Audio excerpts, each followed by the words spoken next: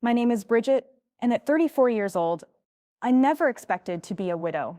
3 months ago, I lost Adam, my husband of 11 years, to a sudden aneurysm just days after his funeral. I dragged myself to my nephew, Lucas's first birthday party, where my sister Cassandra dropped a bomb. She announced that Lucas was actually Adam's son, showing everyone a will, claiming half of my $800,000 house. What she did not know was why I could barely hold back my laughter. If you are watching this from somewhere where family drama hits close to home, take a moment to like and subscribe. Trust me, you will want to hear how I handled what came next. Adam and I met 12 years ago at a charity auction benefiting children with cancer. I was volunteering, helping organize the silent auction items when he outbid everyone else for a painting I had been admiring all night. It was a watercolor of the Boston skyline at sunset, vibrant oranges and purples bleeding into the harbor. After winning, he walked straight over to me and handed it over. "I noticed you looking at this all night," he said, with a smile that made his blue eyes crinkle at the corners. "I think it belongs with you." That was Adam, thoughtful, observant, and generous, to a fault. I fell hard and fast. We went on our first date the next evening, and it felt like we had known each other our entire lives. He was a brilliant but humble corporate attorney, known for remembering the names of waitstaff and genuinely inquiring about their lives. 8 months after we met, he proposed by the harbor, the actual skyline reflecting the painting that had brought us together. We purchased our Victorian home in Beacon Hill shortly after our first anniversary. At $800,000, it was a financial stretch, but Adam had just made partner, and I was establishing myself as an interior designer. The house, despite needing work, had good bones, high ceilings, and a small garden where I envisioned our future children playing. However, after years of trying, those children never came. We charted and planned and hoped. Then came the doctors, the tests, the procedures, 4 rounds of IVF that drained our savings and our spirits. I still remember the last failed attempt, the quiet drive home from the clinic, Adam reaching across the console to hold my hand, neither of us speaking because we both knew that was the end of that road. "We can still have a beautiful life," Adam said that night as we sat on our porch swing, you and me. That is enough. And he meant it. We slowly rebuilt our dreams.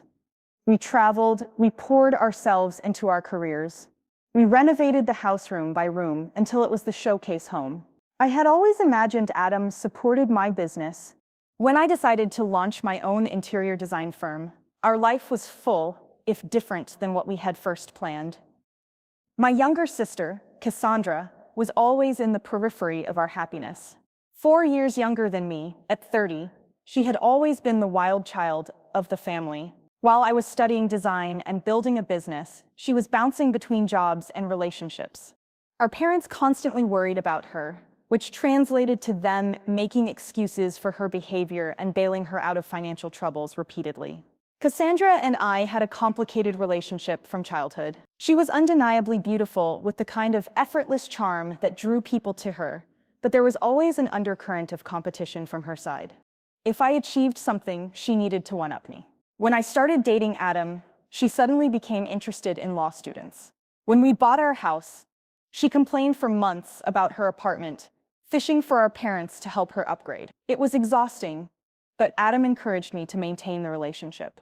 "She's your only sister," he would remind me. Family is important.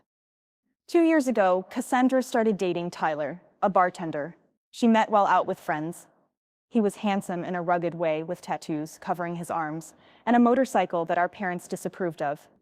Their relationship seemed volatile from the outside, with dramatic breakups and passionate reconciliations.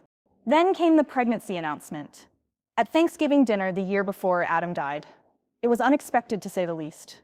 Cassandra had never expressed interest in having children. In fact, she had frequently commented on how my desire for children was giving into societal expectations. Yet there she was, announcing her pregnancy with theatrical tears and declarations about the miracle of life. Despite our own struggles and heartbreak, I suppressed the familiar pain of jealousy, genuinely happy for Cassandra. She had, by chance, achieved what we had so desperately desired, and I was determined to be the best aunt to her child. Lucas was born healthy, weighing 8 pounds, 4 ounces. I arrived at the hospital with flowers and a handmade blanket I had spent months knitting. From the beginning, Cassandra seemed overwhelmed by motherhood, often calling me in tears about Lucas's colic or her exhaustion. I helped out whenever I could, sometimes watching Lucas overnight, so she could get some sleep. Adam, however, was less involved with Lucas than I was. In retrospect, I thought it was because of our own infertility struggles, that it might be painful for him to bond with a baby that was not ours. He was always kind when Cassandra brought Lucas over, but he maintained a certain distance that I never questioned at the time. Then came that terrible Tuesday morning. Adam complained of a headache before leaving for work. I suggested he stay home, but he had an important client meeting, just a migraine. He insisted kissing me goodbye. "I will call you after the meeting." That call never came. Instead, I got one from the hospital. By the time I arrived, he was already gone. Brain aneurysm. They said nothing could have been done. He was 36 years old. The next days passed in a blur of arrangements and grief. Cassandra was strangely absent during most of it, sending text messages claiming Lucas was sick or she could not find a babysitter. When she did appear at the funeral, she stayed briefly, keeping to herself and leaving before the reception. I was too numb with grief to think much of it at the time. 1 week after we laid Adam to rest, Lucas's first birthday arrived. The last thing I wanted to do was attend a children's birthday party, but family obligations pulled at me. "Adam would want you to go." My mother insisted during one of her daily check-in calls. He always said, "Family comes first." So I found myself driving to Cassandra's small rental house in a less desirable part of town, a wrapped gift on the passenger seat, and dark circles under my eyes that no amount of concealer could hide. I had barely slept since Adam died, spending nights staring at his empty side of the bed, reaching for a warmth that was no longer there. I parked behind a line of cars and took several deep breaths before grabbing the gift and heading inside. No one should have to fake happiness so soon after losing their husband, I thought. But I plastered on a smile and knocked on the door. Cassandra's friend Jenna opened it, her eyes widening slightly at the sight of me. "Oh, Bridget, you made it," she said, her voice oddly strained. She glanced over her shoulder before stepping aside. "Come in. Everyone is in the backyard." The small house was decorated with blue balloons and streamers. A banner reading, "Happy First Birthday." Lucas stretched across the living room wall. I noticed a group of people I did not recognize, clustered in the kitchen, whispering. They fell silent as I passed their eyes, following me in the backyard. More guests stood in small groups, plastic cups in hand. I spotted my parents sitting awkwardly at a picnic table, looking uncomfortable. My father stood when he saw me, relief washing over his face. "Bridget," he said, embracing me, "we were not sure you would come." "Of course. I came," I replied, setting the gift on the designated table. "Where is the birthday boy?" "With Cassandra," my mother said, not quite meeting my eyes. "They should be out soon for the cake." I mingled awkwardly, accepting condolences and deflecting questions about how I was holding up. Everyone seemed on edge, conversations stopping abruptly. When I approached, I chalked it up to people not knowing how to act around a newly minted widow. After 30 uncomfortable minutes, Cassandra emerged from the house carrying Lucas on her hip. She was wearing a new dress I had never seen before, her hair freshly highlighted. Lucas looked adorable in a little button-up shirt and bow tie, his chubby legs kicking with excitement at all the attention. Cassandra barely acknowledged me as she placed Lucas in his high chair. She seemed energized, almost giddy, moving around the yard with an unusual confidence. She tapped a plastic spoon against her cup, calling for everyone's attention. "Thank you all for coming to celebrate Lucas's special day," she began, her voice carrying across the yard. "This past year has been full of surprises and challenges." As many of you know, the guests exchanged glances. My mother suddenly became very interested in her shoes.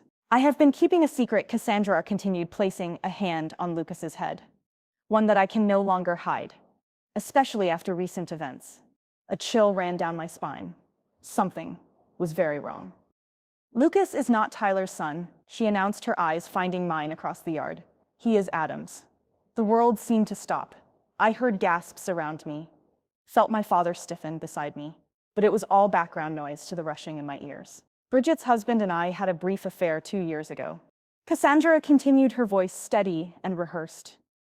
It was a mistake, a moment of weakness for both of us. We never meant to hurt anyone, but these things happen. I stood frozen, unable to process what I was hearing. My sister was claiming she had slept with my husband. Her son, the nephew I had lovingly cared for, was actually Adam's child. I nearly burst out laughing at the sheer absurdity of it all. Cassandra, however, wasn't finished. She pulled a folded document from her purse. Adam knew the truth about Lucas before he died. He updated his will, she declared, holding up the paper. He wanted his son to be provided for. This will states that half of the house Adam and Bridget owned should go to Lucas as his biological child. Every eye in the yard swiveled to me. I could feel their pity, their morbid curiosity, their discomfort. My parents looked stricken, my father half standing as if unsure whether to intervene. Then, to everyone's surprise, including my own, a smile began to tug at my lips.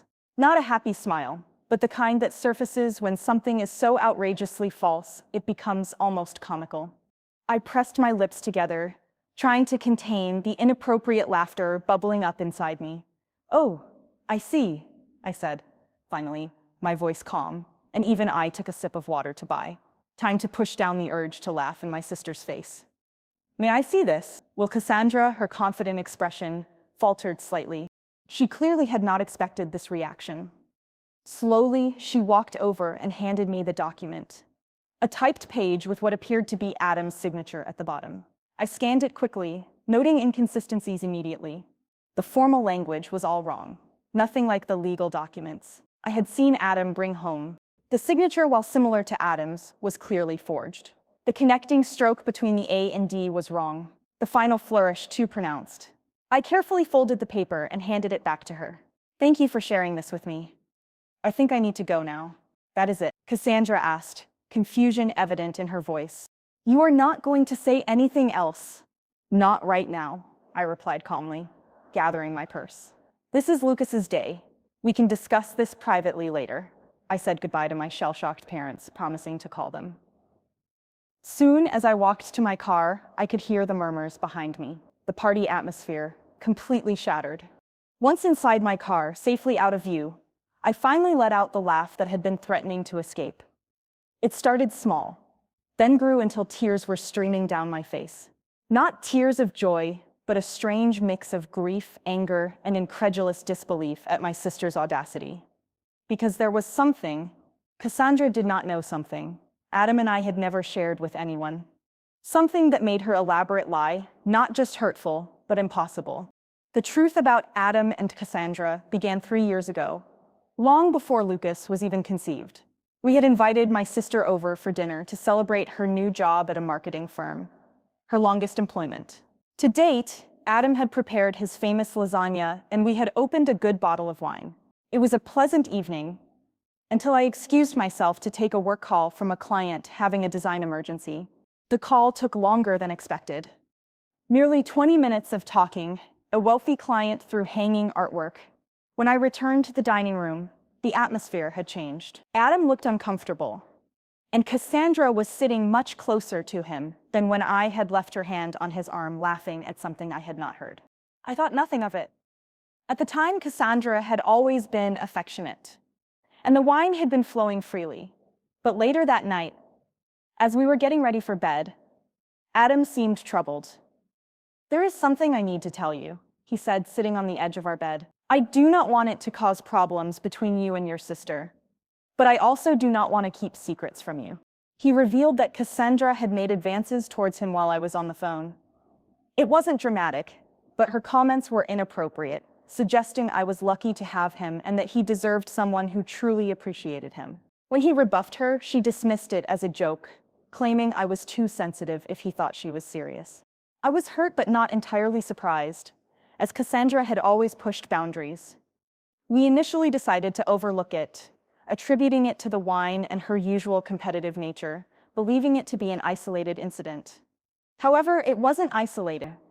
Over the subsequent months, Cassandra repeatedly found opportunities to touch Adam when I wasn't looking, sent text messages that blurred the line between friendly and flirtatious, and appeared uninvited at his office, asking him to lunch. Each time, Adam gently but firmly maintained boundaries and told me immediately afterwards, after the office incident, we confronted my parents about Cassandra's behavior. It did not go well. They suggested Adam was misinterpreting friendly gestures and that Cassandra just looked up to him as a brother. My mother even suggested with good intentions, but terrible judgment, that perhaps Adam was feeling flattered by the attention and exaggerating the situation. That night, Adam and I made a decision. We would create distance from Cassandra without causing a family rift. We declined invitations that included her, made sure we were never alone with her, and Adam blocked her number on his phone after she sent a particularly suggestive late-night message. Then came the medical issue that changed everything. Adam had been experiencing pain for weeks before finally seeing a urologist. The diagnosis was a varicose seal, enlargement of veins within the scrotum requiring surgery. The procedure went well, but there was a complication. The doctor recommended a vasectomy during the same surgery due to the extensive nature of the varicose seal and potential for recurrence. It was a difficult decision, especially given our past fertility struggles, but we agreed it was the right choice for Adam's health. The vasectomy was performed 2 years before Lucas was conceived. We kept this medical information private. Even our parents did not know. After years of invasive questions about our childless status, we had learned to protect our privacy around reproductive issues. The only people who knew were Adam, myself, and Adam's doctors. After the surgery, as Adam was recovering, he made a prediction that seemed paranoid at the time. "Cassandra is not done," he said, sitting in our garden with an ice pack discreetly positioned. "I have a feeling she might try something more drastic." One day I laughed it off, but Adam was serious. The next week he scheduled an appointment with our family attorney, James Wilson. I went with him listening as Adam detailed Cassandra's behavior and his recent medical procedure. James recommended documenting everything: the unwanted advances, the medical records confirming the vasectomy, even text messages and emails from Cassandra. You never know what might become relevant. James advised better to have documentation and never need it than wish you had it later. We followed his advice, creating a file of everything related to the situation.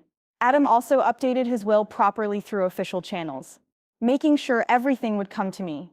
In the event of his death, James kept copies of all documents, and we placed the originals in a safety deposit box at our bank just in case. I plan to be around to deal with any of Cassandra's drama for at least another 50 years, Adam had said when we locked the box. The morning after Lucas's birthday party, I drove straight to the bank. The manager, who had known Adam and me for years, expressed his condolences as he led me to the vault. I sat alone in the small viewing room and opened the box. Adam and I had filled it with what he jokingly called our disaster preparation kit.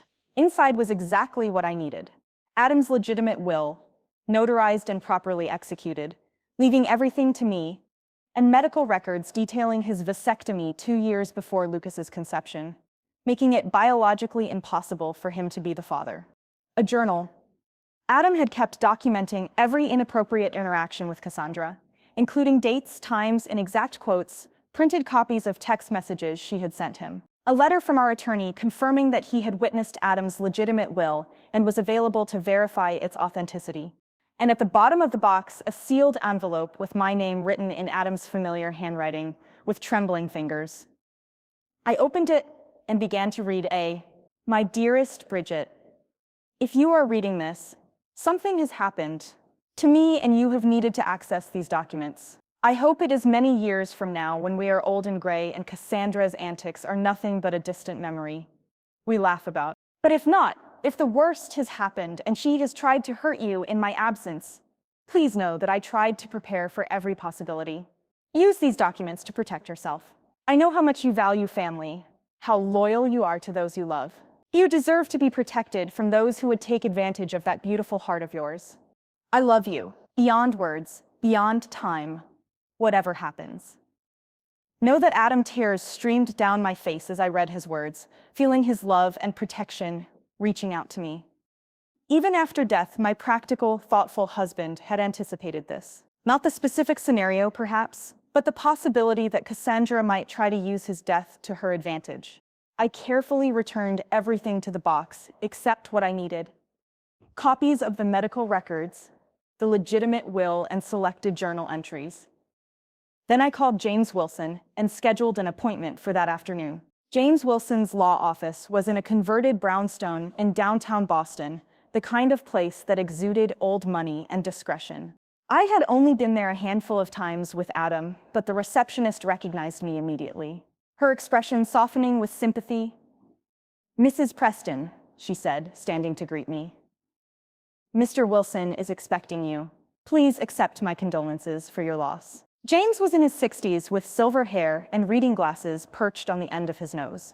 He had been Adam's mentor when Adam first joined the firm, and they had maintained a close friendship even after Adam moved to a different practice.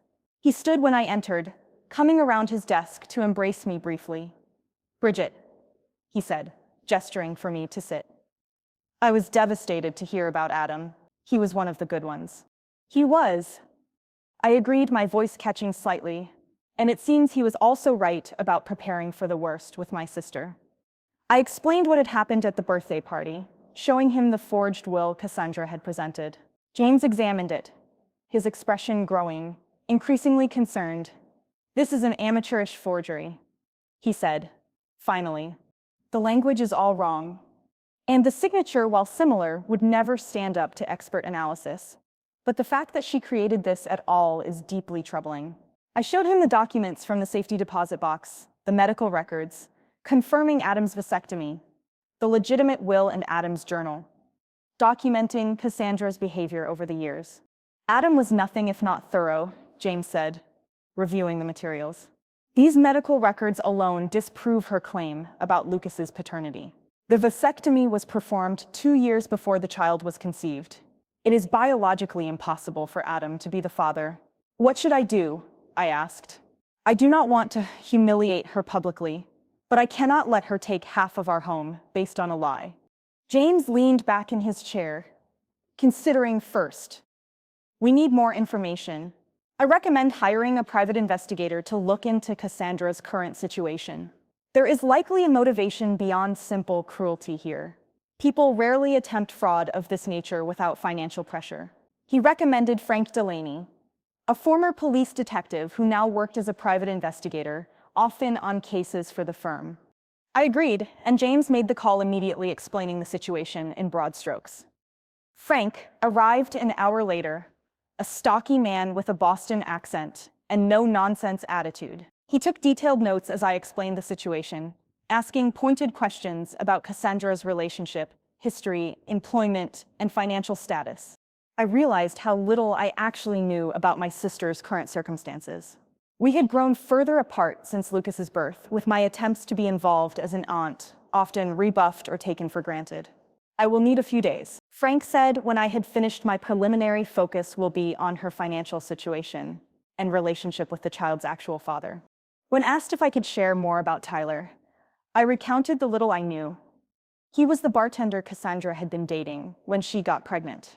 I'd only met him a few times, and he always seemed indifferent to family gatherings. Although I'd last heard they were still together, Cassandra rarely mentioned him anymore. I noted his absence from yesterday's party, which struck me as odd for the birthday boy's father. Frank nodded, making another note. "That's a good starting point. I'll be in touch soon." 3 days later, Frank called to arrange a meeting at James's office. Upon my arrival, both men were engrossed in reviewing documents scattered across the conference table. Preston, Frank began once we were seated. "I have uncovered some concerning information about your sister's situation." According to his investigation, Cassandra was in dire financial straits.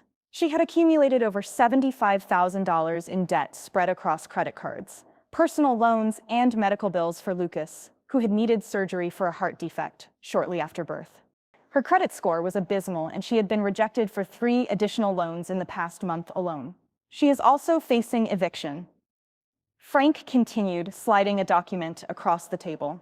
"This is a copy of the notice her landlord filed last week. She has until the end of the month to pay 4 months of back rent or vacate the property."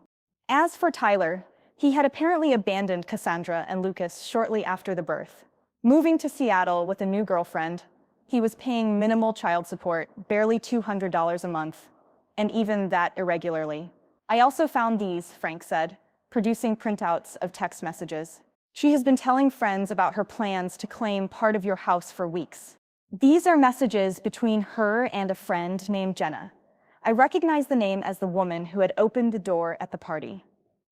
The messages were damning. Adam's death is terrible, but maybe it's finally my chance to get what I deserve. That house is worth at least 800 Kelvin. Now if I play this right, I'll have a nice nest egg for Lucas and me. The will is almost ready. My friend Dave is good with Photoshop and found a sample of Adam's signature online from some charity auction. It looks totally legit. Bridget has always been the golden child. Time for me to get my share. She got 11 years with a great guy. The least she can do is share the wealth. My sister's calculated coldness upon reading her words made me feel physically ill. It wasn't mere opportunism, but premeditated fraud designed to exploit my grief. Frank gently added, "There's more." I ran a background check on Tyler Martin, the actual father. He has a history of domestic violence charges from a previous relationship and currently has a warrant out for unpaid child support for another child in New Hampshire. He is not someone you would want around your nephew. I sat in stunned silence, processing everything. My sister wasn't just desperate. She was willing to destroy Adam's reputation and our marriage to solve her financial problems. Her choice in partners had also put Lucas in a potentially dangerous situation. What do I do with all this? I asked. Looking between James and Frank, I cannot just expose all of this publicly. Lucas is innocent in all of this. He is still my nephew. James removed his glasses, rubbing the bridge of his nose. You have several options. Bridget, we could file charges against Cassandra for attempted fraud and forgery that would likely result in criminal penalties for her, possibly even jail time, given the amount of money involved. Or he continued seeing my distress. We could handle this privately. Confront her with the evidence. Require her to retract her claims and potentially work out an arrangement that protects both you and the child. I left the meeting with a heavy heart and a folder full of evidence that evening. I called my therapist, Laurel Chen, whom I had been seeing since Adam's death, and scheduled an emergency session in her calm, plant-filled office. I unloaded the entire situation. I am so angry. I can barely see straight. I admitted, but Lucas is just a baby.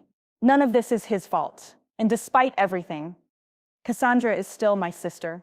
Chen listened attentively, asking occasional questions about my relationship with Cassandra throughout our lives.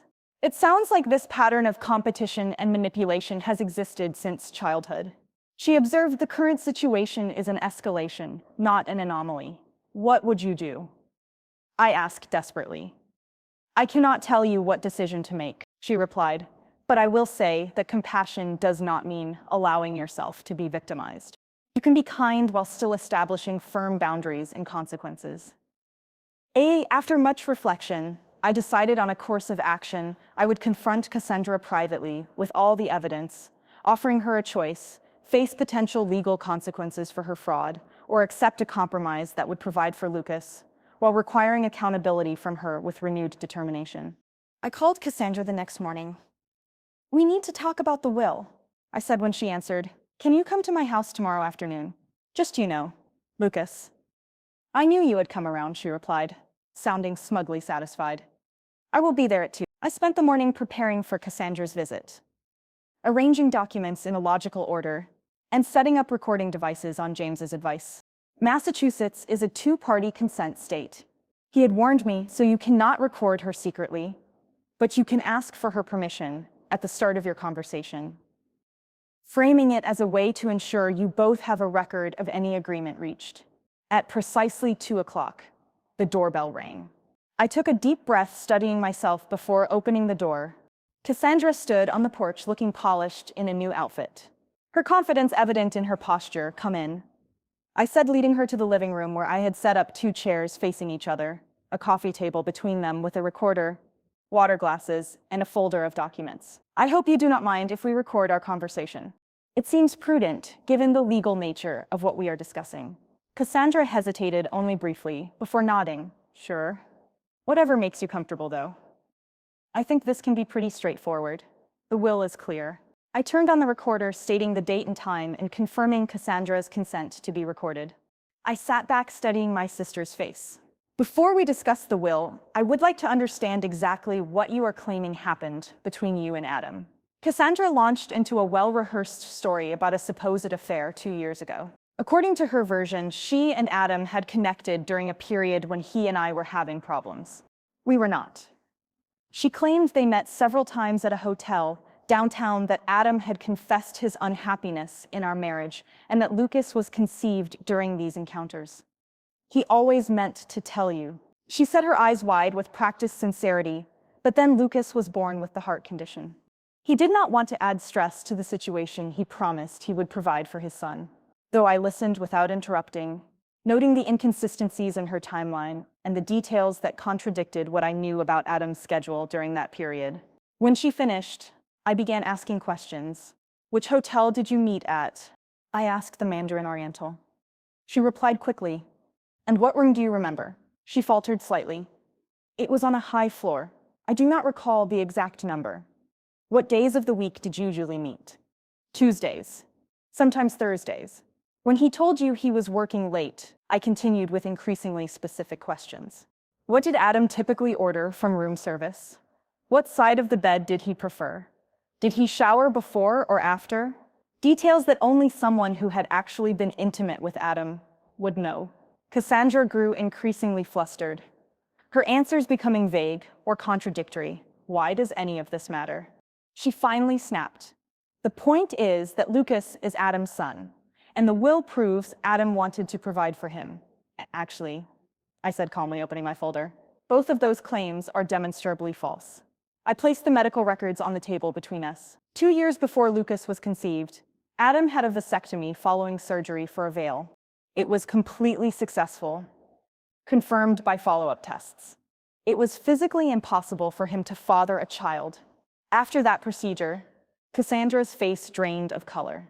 She picked up the medical records with trembling hands, scanning the clinical language and dates. These could be faked, she said weakly. They are not, I replied, and Adam's doctor is prepared to testify to their authenticity if necessary, but that is just the beginning. Next, I produced the legitimate will notarized and properly filed with the court. This is Adam's actual will prepared by James Wilson and witnessed by 2 partners at his firm.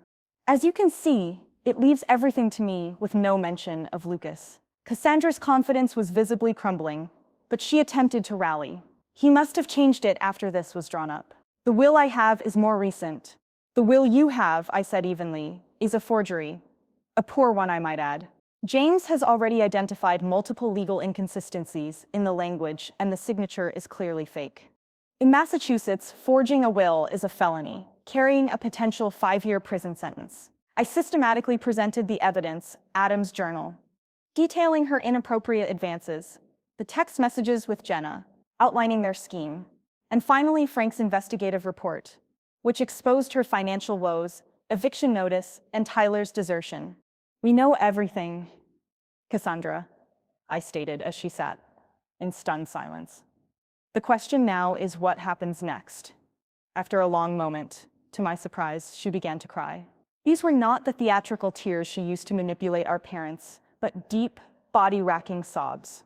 I was at a loss for what to do next. She finally said, between gasps, I am going to be homeless. Lucas and I will be out on the street in 2 weeks. Tyler left us with nothing. The medical bills just keep coming. I thought if I could just get some money from the house. So you decided to destroy Adam's reputation.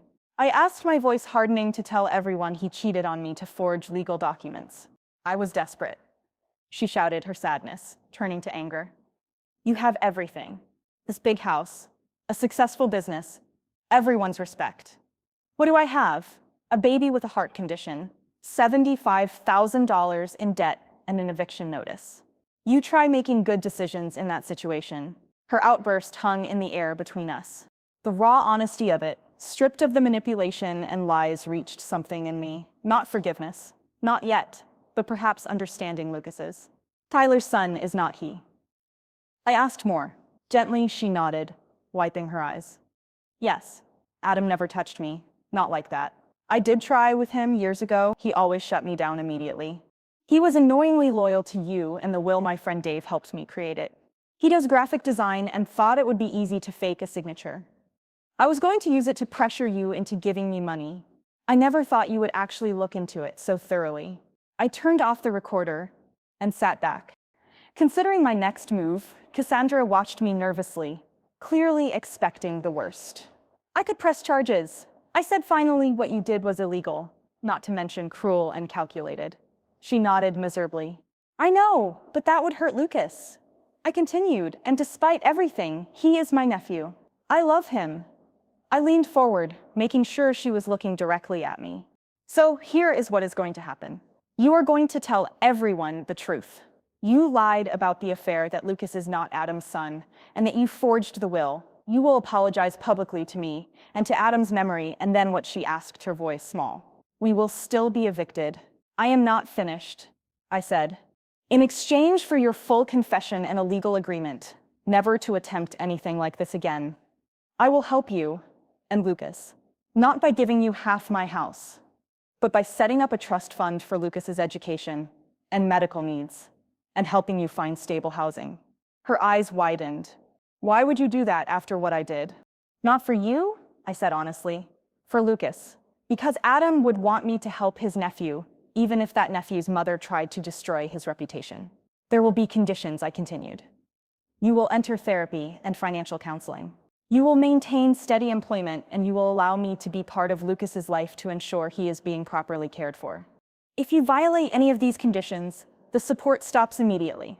Cassandra was quiet for a long moment, processing everything. I do not deserve your help. She finally said no. I agreed you do not. But Lucas deserves a stable home and medical care, and I deserve to have my husband's memory untarnished. This solution gives us both what we need. After further discussion of the details, Cassandra agreed to my terms. We would meet with James the next day to formalize the agreement, and she would make her public confession at a family dinner the following weekend. As I showed her out, she paused at the door. I really am sorry, Bridget. I have been jealous of you my whole life. Everything always seemed to come so easily to you. Nothing about my life has been easy, I replied. You just never bothered to look past the surface. Maybe it is time you started the family dinner. I arranged for Saturday evening, was tense from the start. My parents arrived early, my mother bringing her signature lasagna as a peace offering. I do not know what this is about, she said, as she set the dish on my counter. But Cassandra has been calling us in tears, saying, you are forcing her to come to some sort of family meeting. Just wait until everyone is here. I replied, pouring her a glass of wine. This needs to be addressed once with everyone present. By 7 o'clock, we were all seated around my dining room table. My parents, Cassandra, without Lucas, who was with a babysitter, and me. James had advised me to record this conversation as well, and a small recorder sat in the center of the table. Thank you all for coming. I began after explaining the recording. I have asked Cassandra to share some important information with you, Cassandra. My sister looked pale and uncomfortable. Her usual confidence, nowhere to be seen. She stared down at her plate as she spoke. I lied about Lucas being Adam's son. She said, her voice barely above a whisper. Adam and I never had an affair. Lucas is Tyler's child. And I forged the will I showed at the birthday party. My parents stared at her in shock. But why would you do such a thing? My father demanded. Do you have any idea what that claim did to your sister, to Adam's reputation? Cassandra explained her desperate financial situation, her voice gaining strength as she detailed the mounting debts, Tyler's abandonment, and the eviction notice. As she spoke, I could see my mother's expression shifting from shock to sympathy. Oh, honey, she said when Cassandra finished. Why did not you just come to us for help? You did not need to make up such terrible lies. Would you have given me $400,000? Cassandra asked bluntly, because that is what I would have gotten if my plan had worked half the value of Bridget's house. Of course, we could not give you that kind of money, my father said, but we could have helped with the rent, at least temporarily. Instead, you chose to try to defraud your own sister while she was grieving her husband. I know it was wrong, Cassandra admitted. Bridget has already made that abundantly clear. She has the evidence to press charges against me if she wanted to. My mother turned to me in alarm. You would not do that to your own sister, would you? Bridget? I felt a flash of frustration at her immediate defense of Cassandra. Even now I could, I said firmly. What she did was not just immoral, but illegal. Forgery and fraud are felonies, but she is family. My mother insisted. She has Lucas to think about. I am family too, I replied, my voice rising slightly. Your daughter too. The one who just lost her husband and then had to defend his memory against false accusations of infidelity. Where was your concern for me in all this? My father looked uncomfortable, shifting in his seat. Of course, we care about you, Bridget. But Cassandra has always needed more help, more guidance. Whose fault is that? I asked. You have been bailing her out of her poor decisions her entire life. Maybe if you had let her face consequences, occasionally she would not have escalated to criminal behavior. My mother gasped. That is hardly fair. Bridget, we have always treated you girls equally. Cassandra surprisingly shook her head. No, Mom, you have not. Bridget is right. You always made excuses for me, always found ways to fix my mistakes. It did not help me. It just made me think I could do whatever I wanted without consequences. My parents looked stunned at this admission for perhaps the first time. Cassandra was taking responsibility rather than deflecting blame. So what happens now? My father asked, looking between us. Is Cassandra going to jail? No, I said. I have decided not to press charges under certain conditions. I outlined the agreement Cassandra and I had reached with James's help. The trust fund for Lucas, the therapy and financial counseling requirements, and the stable employment condition. That is very generous, my father said, looking relieved, especially after what she did. It is more than generous. Cassandra agreed quietly. It is more than I deserve. Well, my mother said, brightening, this is all working out for the best. Then Cassandra has apologized. Bridget is helping with Lucas, and we can put this ugly business behind us. It is not that simple. Mom, I said firmly, trust has been broken here. Healing will take time if it happens at all, and there need to be boundaries going forward. What kind of boundaries? She asked, looking worried for one thing. I need you both to stop enabling Cassandra's behavior. No more bailouts, no more excuses. She needs to become self-reliant with support that doesn't foster dependence. My father slowly nodded, agreeing, that seems reasonable, and I need you to respect that. My relationship with Cassandra will change. While I'll remain involved in Lucas's life out of love and a desire for his well-being, Cassandra and I won't be close as we once were. At least not for a long time. My mother appeared distressed, stating, we are family. We need to stick together, especially now. Being family does not mean tolerating abuse, Mom, I gently countered. What Cassandra did was abusive. She tried to manipulate me and take advantage of me in my most vulnerable state, using my grief. That has consequences, even within a family. The remainder of the dinner was subdued with my parents, processing this new reality. When they left, my father hugged me tightly, whispering, I am proud of you, Bridget. Adam would be too. My mother hugged me as well, but her eyes were sad, already mourning the idealized family dynamic she had always pretended we had. Cassandra was the last to leave at the door. She hesitated. I really am sorry, she said. Again, not just for the will and the lies, but for everything. For the years of competition and jealousy, for not being the sister you deserved. I know, I replied, and I hope the therapy helps you understand why you made these choices. Lucas deserves a mother who is emotionally healthy and honest. Do you think you will ever forgive me? She asked. I considered the question carefully. I do not know, I answered. Truthfully, but I am willing to see where this new path takes us for Lucas's sake, and maybe someday for ours too. The drive home with my parents was silent, each of us lost in our own thoughts. I knew one thing for certain. Our family would never be the same. But perhaps in time, it could be something healthier, built on honesty rather than illusion.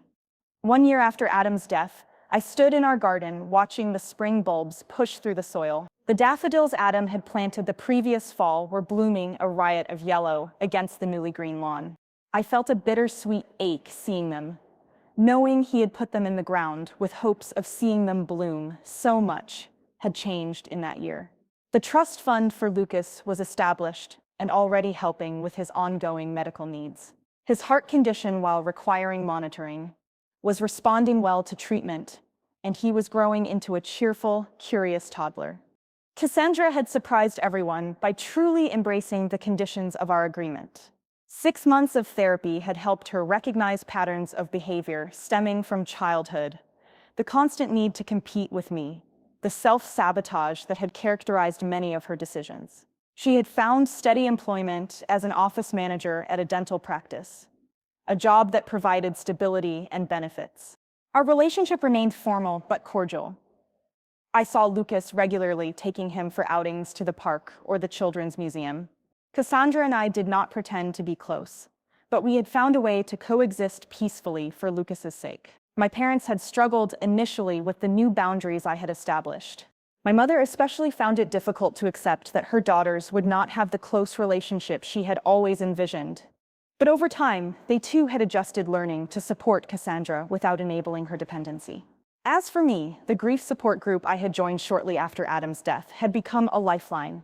12 strangers bound together by loss had become friends, understanding each other in ways that even well-meaning family and friends could not. We met weekly, sharing our journeys through grief, celebrating small victories and supporting each other through the inevitable setbacks. 3 months after the confrontation with Cassandra, I had established the Adam Preston Foundation for Legal Education, providing scholarships to students from underprivileged backgrounds interested in corporate law. It gave me purpose to see Adam's legacy continuing in the careers of young, idealistic lawyers who might otherwise never have had the opportunity to enter the profession. Old friends had stepped up in ways I could never have anticipated. Adam's law partners checked in regularly, inviting me to dinners and events, making sure I was not isolated in my grief. Sarah, my college roommate, often flew from Chicago to spend weekends with me. Sometimes we'd simply watch movies and order takeout. Then there was Michael. I met him 6 months after Adam died, at a foundation fundraiser. He was a thoughtful, kind Boston University ethics professor with a quiet sense of humor that reminded me a little of Adam. We began as friends, sharing coffee after foundation meetings, which gradually evolved into occasional dinners. Our relationship was different from what I had with Adam, as it should be. Michael understood that Adam would always be a part of my life, and that loving again didn't mean replacing what came before. We were taking things slowly, both of us cautious but hopeful. Standing in the garden that spring morning, I reflected on everything Adam had taught me, not just during our years together, but even after he was gone. His foresight in preparing those documents had protected me when I was at my most vulnerable. His journal entries had validated my experiences with Cassandra when my own parents tried to dismiss them. His love continued to shield me even in his absence.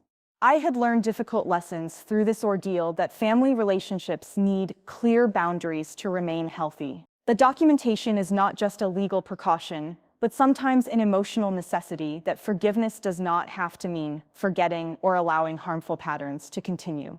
Sometimes the people we expect to protect us are the ones we need protection from. But I had also learned about my own strength. I had faced Cassandra's betrayal, navigated the legal complexities, and made difficult decisions about how to move forward, all while processing the devastating loss of my husband. I had found a way to honor Adam's memory, while beginning to build a new life for myself. The daffodils swayed in the spring breeze, resilient after the long winter. I thought about how grief is like that too, not a straight line, but a series of seasons, each bringing its own challenges and unexpected beauties. I was not the same person I had been before Adam died, before Cassandra's betrayal.